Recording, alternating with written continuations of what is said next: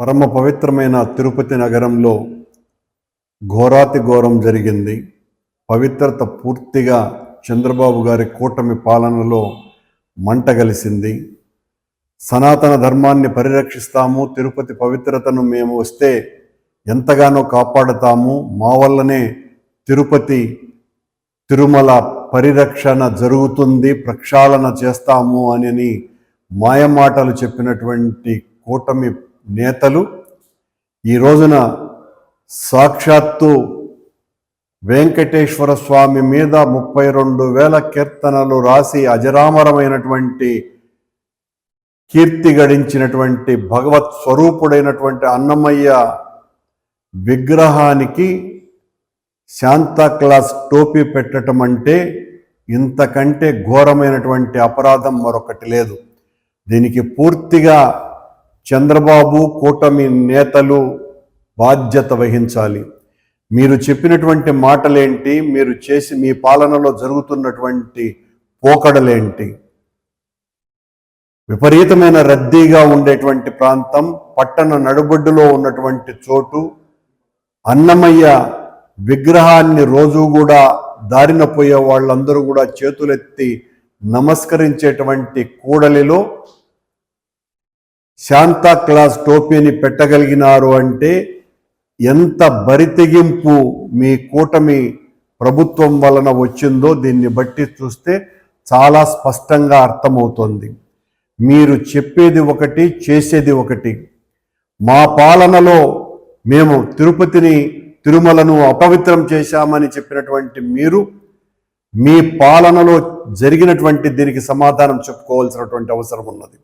సరిగ్గా ఆ ప్రాంతంలోనే సనాతన పరిరక్షణకు నడుం బిగించినటువంటి పవన్ కళ్యాణ్ స్వాముల వారు పెద్ద బహిరంగ సభలో నేను సనాతన ధర్మాన్ని పరిరక్షించటానికే రాజకీయాలలో ఉన్నానని చెప్పినటువంటి ఆ ప్రాంతానికి అతి దగ్గరలోనే సనాతన ధర్మాన్ని తునాతునకలు చేస్తూ ఈ రోజున అన్నమయ్య విగ్రహానికి హైందవ ధర్మ పరిరక్షణకు 600 సంవత్సరాల క్రితం నడుం బిగించి 32,000 కీర్తనలతో దేవదేవుని యొక్క వైభవాన్ని విశ్వవ్యాప్తం చేయడానికి నడుం బిగించినటువంటి అన్నమయ్య విగ్రహానికే ఇంత ఘోర అపచారం జరిగితే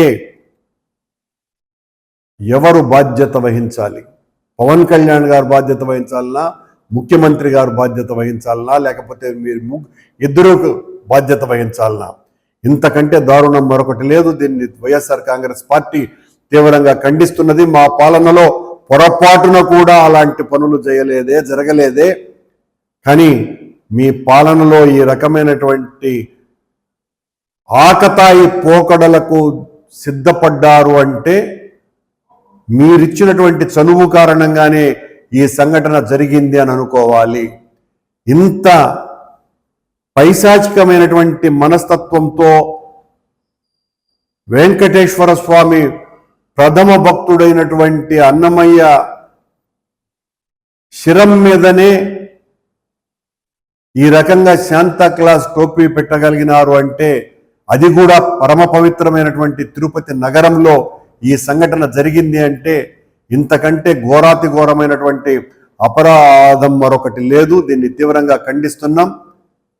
వైఎస్ఆర్ కాంగ్రెస్ పార్టీ ఇలాంటి వాటిల్ని ఎట్టి పరిస్థితుల్లోనూ ఉపేక్షించదు, క్షమించము. ఇలాంటి ద్రోహులకి పట్టుకొని తిరాలా, వాళ్ళకి సరైనటువంటి శిక్ష వేయాలి. ఎట్టి పరిస్థితుల్లోనూ దాన్ని చేసినటువంటి నిందితులను పట్టుకొని తగిన రీతిలో వాళ్లకు శిక్ష వేయవలసినటువంటి అవసరం ఉన్నది. చంద్రబాబు కూటమి నేతల కారణంగానే ఈ రకమైనటువంటి చర్యలు జరిగినాయి అని మేము పూర్తిగా నమ్ముతున్నాం. మీరు ఊరికేనే ప్రకటనలు ఇవ్వటం తప్ప ఆచరణలో ఏ రకమైనటువంటి ఇలాంటి వాటిలను జరగకుండా జరిపేటువంటి చర్యలు మీరు తీసుకోకపోవటం మూలంగానే ఇలాంటివి జరుగుతున్నాయి అని తెలియజేస్తున్నాం. తీవ్రంగా దీన్ని ఇంత అపచారానికి హిందువులకందరికీ కూడా మనస్సు గాయమైంది. హిందువులకందరికీ కూడా క్షమాపణలు చెప్పాల్సినటువంటి అవసరం చంద్రబాబు నాయుడికి గారికి, పవన్ కళ్యాణ్ గారికి ఉన్నది. మేము ఈ చర్యను తీవ్రంగా ఖండిస్తున్నాం.